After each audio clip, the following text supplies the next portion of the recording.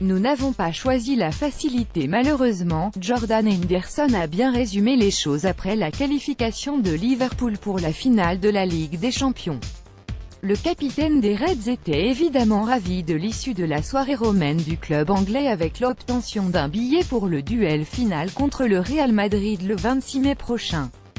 Mais il n'a pas caché un certain agacement après la défaite subie devant la Roma, 4-2. Nous devons arrêter cela, mais je suis ravi que nous soyons en finale, a-t-il lancé au micro de BT Sport.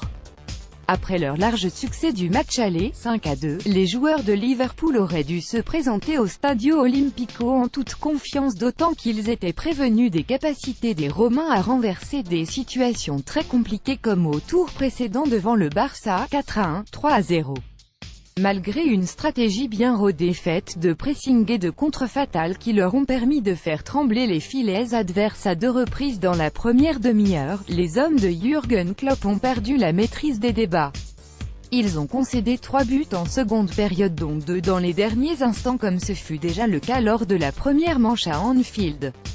C'est la première fois que l'on n'est pas aussi bon qu'on peut l'être, a concédé le coach allemand. On a eu besoin de chance, on l'a eu. Mais on a mérité de passer, je crois. Des prolongations ça aurait été dingue, je ne sais pas ce que ça aurait donné. 7-6 c'est fou.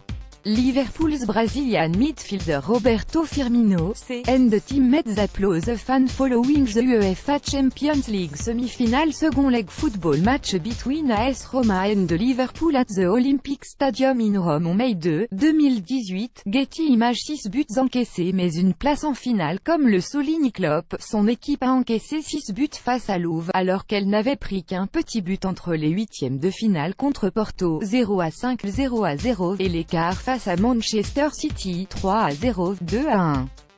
Au total, les joueurs de Liverpool et ceux de la Roma ont marqué à 13 reprises dans ce double affrontement.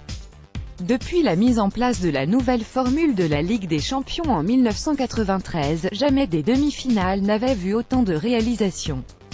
Avec 10 buts, le duel entre Monaco et la Juve en 1998 était le plus fructueux jusque-là, 4-6. Malgré les 4 buts concédés, les Turinois étaient passés sur le fil du rasoir. Les Reds ont fait mieux et réalisé un véritable exploit puisque depuis la création de la C1 en 1955, aucune équipe n'avait réussi à atteindre la finale avec plus de 4 buts encaissés.